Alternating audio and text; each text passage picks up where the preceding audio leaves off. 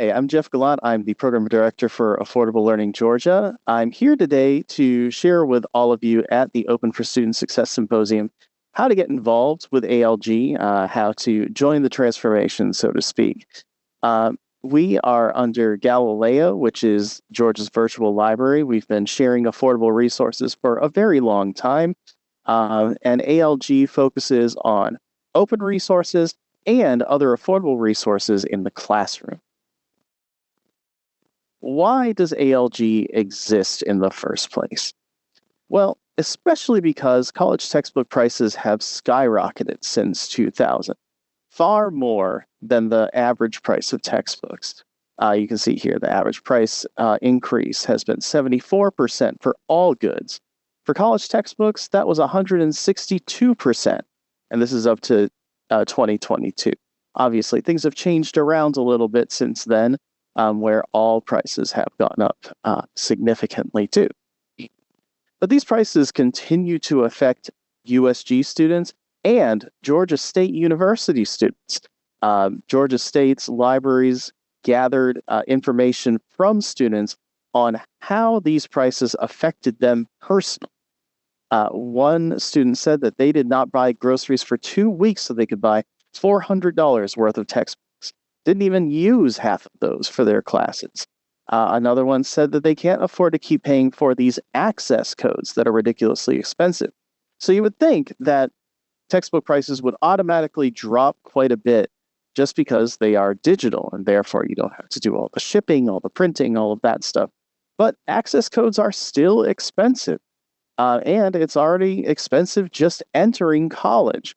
So you're adding more onto it. It's a bit of a hidden expense, and it might be the last expense that makes or breaks a student, said a student from GSU. Special thanks to the GSU libraries for gathering this information and for making it available on Digital Commons.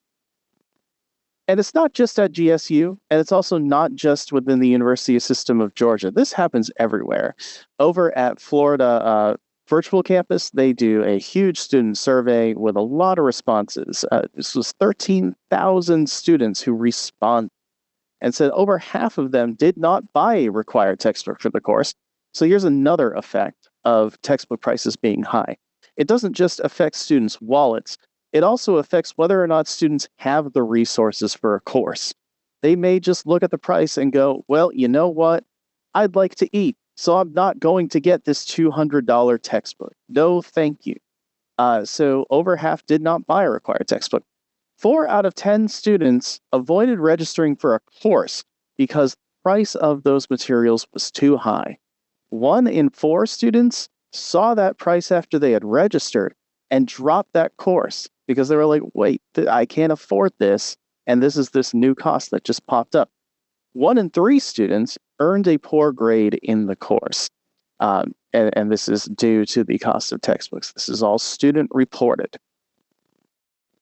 Here is one solution, one big solution that I really love, and it's Open Educational Resources, or OER. Y'all have already been introduced to OER throughout the symposium, so I don't have to go too far into it. But the advantages we love over here at Affordable Learning Georgia have to do with academic freedom and with expert authoring. So, of course, these textbooks are free to use. They're free to keep. They don't disappear over a certain amount of time. There's no subscriptions. There's no accounts. You're not sharing your data with folks. No one's tracking it. No one's selling your data. That's wonderful. But it's also flexible for instructors. So open licenses allow for you to customize things right off the bat. If you wanted to make a version of a commercial textbook for your students, you'd have to get in touch with a publisher.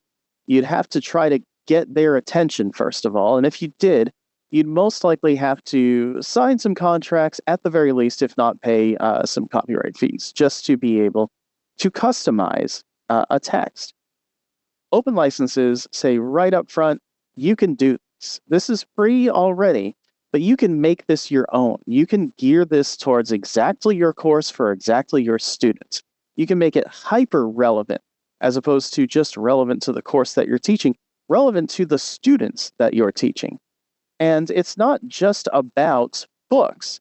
There are open videos out there. You could take the script of a video and make it into a study guide. You could take a podcast, an open podcast, and turn some of those into discussion questions. You could take images and put them in your videos, in your lecture slide. OER says you can do this right off the bat. No one's going after you for copyright infringement. It's there. They are expert authored and they're expert shared. So in the USG, when we share out open resources, they are written by faculty. They've been customized by faculty and revised by faculty. Other faculty may have already taken them and created a new thing out of it. You know that these are being not just written by faculty, but also taught in their courses by those faculty. There's also assistance out there from librarians and instructional designers and web designers and publishers, like academic publishers, like university presses, that can help out with open and make things even more high quality. ALG supports open, but it also supports all kinds of affordable resources. I'll get into those in a second. But we provide three big things to the whole system. One is support for open and affordable learning. First of all, there is a support system throughout your institutions. It's Affordable Learning Georgia is not just me, and it's not just our program manager, Nakita Afaha. It's also the ALG champions at every USG institution, including at Georgia State. There's a list of champions on our website. Please get in touch with them because they are the point of contact if you have any big questions, especially about OER and about using library resources in the classroom. We also have partnership. So the University of North Georgia Press, they have helped create some very high quality and double-blind peer-reviewed open textbook. eCampus has been adopting UNG Press open textbooks and other OER and some library resources to turn all of their eCore courses into zero textbook cost courses. There are library ebook providers that have provided us with perpetual access to library ebooks, which I'll get into in the next slide.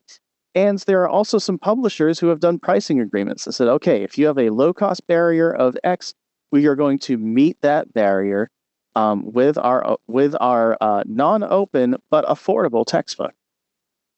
We also provide instruction and training as part of our support. We have a website that you can always go to access information about OER, about ALG, about our grants, about our data. We have tutorials on manifolds, and I'll let you know about a few of those at the end of the presentation. And we had some guidelines that I'll let you know about at the end as well. We do some outreach too, like this, like many presentations that we give both on campuses and throughout the nation to try to get the ball rolling on projects that are quite like ours. And we provide some reports on our data and exactly on how we're doing every year, keeping sure that we're accountable.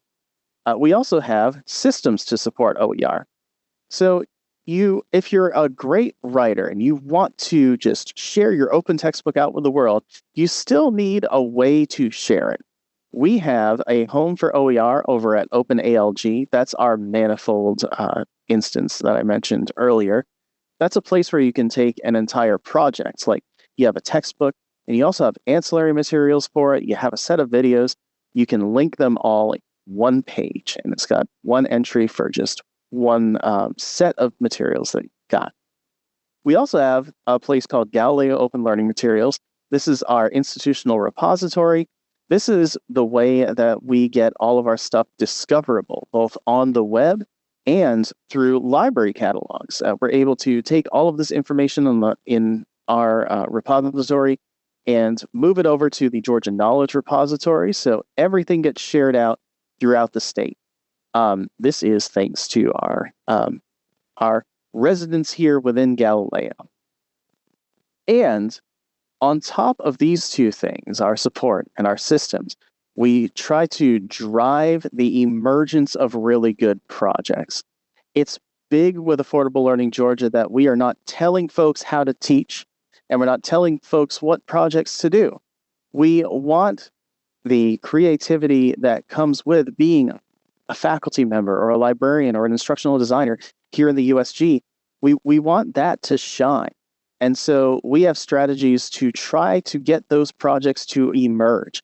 And that's where our grants come in. And I'll tell you about our grants a little bit later on. That is the way to heavily get involved with affordable learning, Georgia.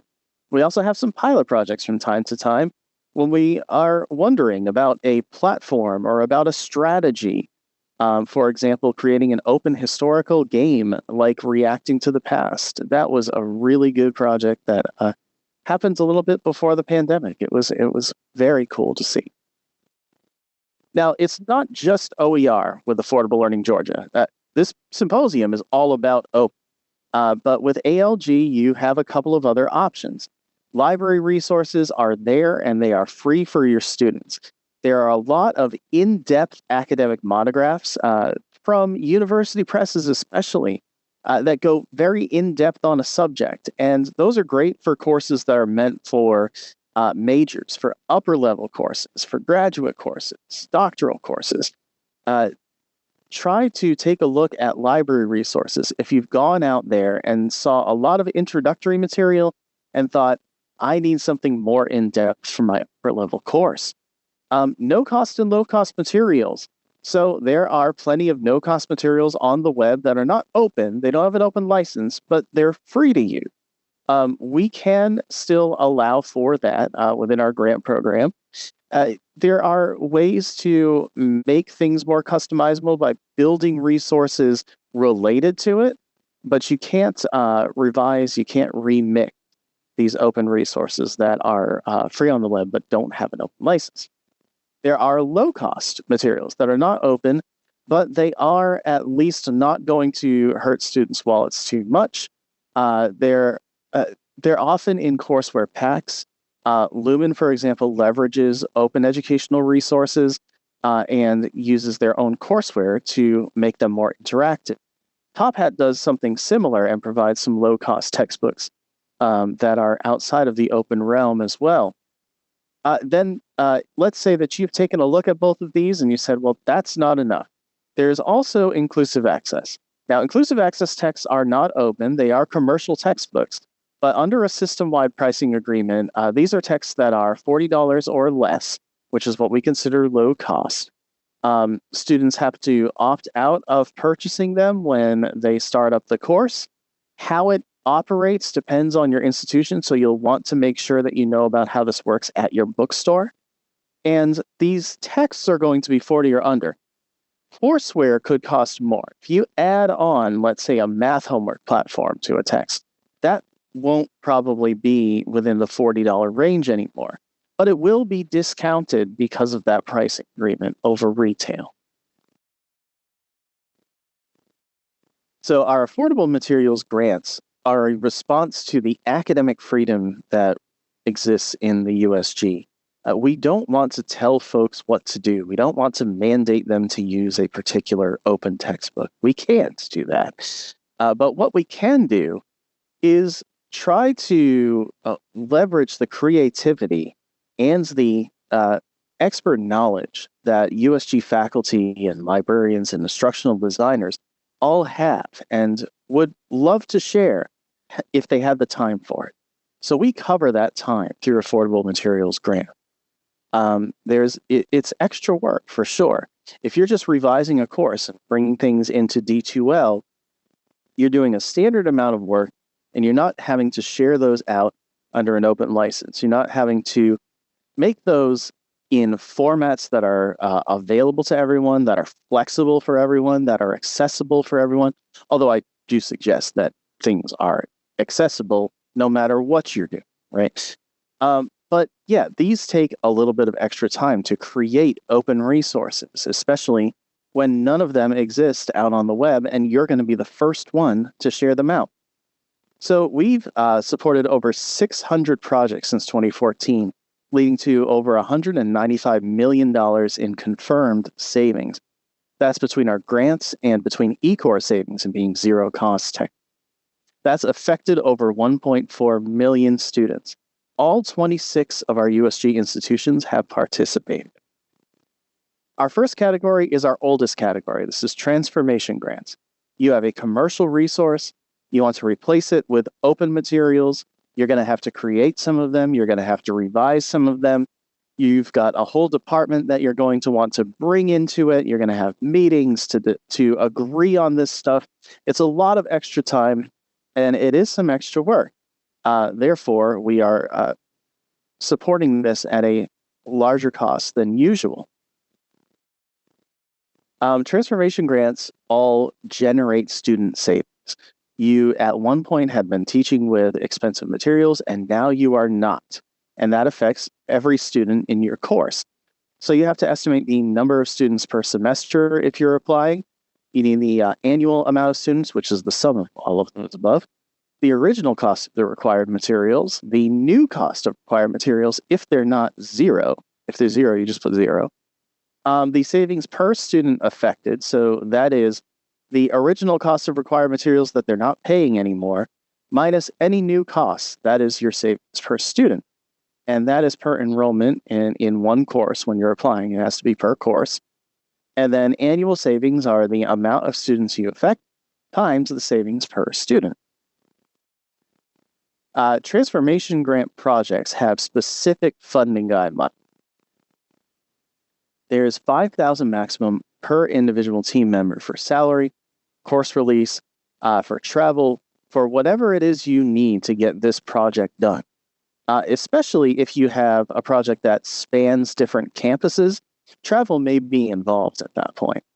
You can also have additional project expenses that are outside of this maximum award per team member, so long as it's under the total maximum of $30,000. But these need to be justified in the proposal budget, and they need to be in the narrative. So if you're going to purchase some software, you have to show where that's going to be used and why it's necessary. Now, we have a request for proposals for these. There's plenty more details there about all of this. But these are the basics of how these grants work. Other project costs, just make sure it's very clear in the budget section and explain this within the narrative. Continuous improvement grants were our second oldest ones. This is where we're looking at sustainability of these projects that have existed before and the sustainability of OER projects that didn't happen through our grant program. Just ones that folks took on, said, I already moved my course to OER. Well, if you're doing that, you're going to have to keep things current. You're going to have to, let's say that you want to improve the functionality of them, create interactive materials. That takes extra time too. So continuous improvement grants are a way to get that work done. So they have to be a substantial revision of existing OER. This isn't just a course revision in the standard way. This is taking the resources that you've created or the resources that someone else has created and making a huge change to them. Things that you can change are things like accuracy, accessibility, clarity, design, compatibility, currency, right? Sociology texts will change year to year. And if you are teaching in 2025 with a text from 2018, sociology has changed a lot. I mean, needless to say, we've at least seen a pandemic in between that time. So you would need to do a huge revision. That really helps with continuous improvement grants. And the creation of new OER. Let's say that you have an open textbook, you kind of like it, but you need to author 3 new chapters to make it relevant for your course. You can do that. You could also make a video series to accompany everything. You could make a whole series of interactive assignments. You could make an open game. Folks have done that. They've programmed their own games for this.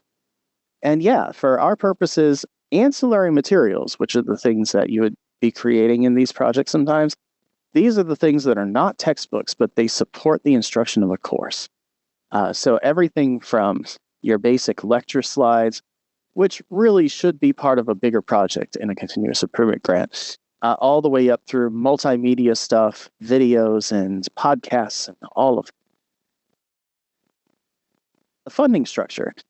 Continuous improvement grants are $2,000 per team member for salary, course release, travel, etc. Just like before, it works the same way. There's a $10,000 maximum total award per grant. So these are smaller projects. They do not include transforming the entire course as a part of it. They are all about improving OER. Research grants are our newest ones. We have some bigger questions that we haven't been able to answer by saying, come to us with cool projects and do those cool projects and let us know just really big overall numbers about them. Research grants look at the bigger questions about teaching with open and teaching with affordable resources. So these are mainly about open education, but they can also be about other affordable materials related topics. Teaching with AI is another one that you could look at through research grants. We have a limited budget for research grants. These are not generating student savings, nor are they sustaining student savings. They are looking at the entirety of what ALG is supporting and saying, can you take a look at these questions that we have about it and try to answer them? They need to meet at least one of the aspects of the Open Education Group's COO framework, which is cost, outcomes, usage, and perceptions. You're going to be creating a research report at the end of the final semester. This will share the basics on your research, but not everything. It's going to be under Creative Commons Attribution License or CC BY. So it's going to be a standard set of information about the project team, of course. Then a narrative summary of the project, including your goals, your research design, your methodology, and your findings, and a description of any data that you have, but not a replication of it. So let's say that you have personal information or you have really in-depth tables. Those don't have to be in your research report. You can send them to us and we can have them available for researchers if they need them, but you don't have to replicate them. And then, of course, your future plan. What are you going to do with what you've learned? That can be an open access publication. It can be a regular journal publication. It could be conference papers, websites. It could be a database. Whatever it is that you're going to be doing with this in the future, you'll have to let us know. There are some extra considerations to take into account when you're doing a research grant. One is that you have to work with the IRB first. Make sure that you know your guidelines before you apply, and make sure you're working with the IRB early on in the process.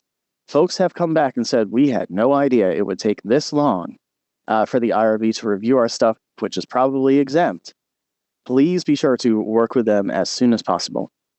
And a journal article publication. So if you're going to do that, we do highly recommend that you publish in an open access journal, because that's part of the open environment, expanding it and making it more enriched over time.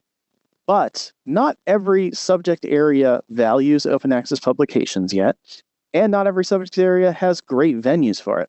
Physics has an amazing venue for open access publications. Not every subject does. So OA publishing is not a requirement, but we would love for you to do so. Funding structure is the same as continuous improvement grants. $2,000 maximum per team member. Additional project expenses are allowed, and it's maximum of $10,000. So when can you apply? Well, bad timing right now, because the round 27 deadline is on Monday, March 10th. That's after the symposium. You probably are not going to be able to whip something up that will compete against other projects that have taken a good semester to germinate and then be shared out. So what's going on for next year? We can't share things that aren't already in the budget, and the budget is not yet solid for next fiscal year. But we are hoping to be as similar to this year as possible, having one round in the fall and one round in the spring. For reference, round 26, which was the fall one, was due October 28th. So stay tuned at affordablelearninggeorgia.org. We'll have the news there. Join our newsletter as well, and we'll be able to get the word out to you as soon as our grants are available. So I have a lot more from ALG that I haven't been able to get into today, but could really help you out. We have guidelines for using generative AI in OER. So these are specific to using AI with OER and what are the intersections of copyright law and ethics.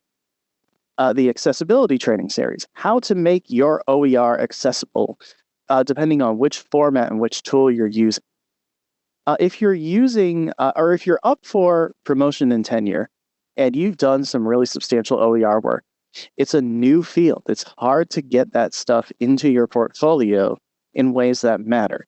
We have guidelines for both committees who would like to include OER work as part of their evaluation, and for individual faculty members who would like to put OER work in their promotion and tenure portfolio.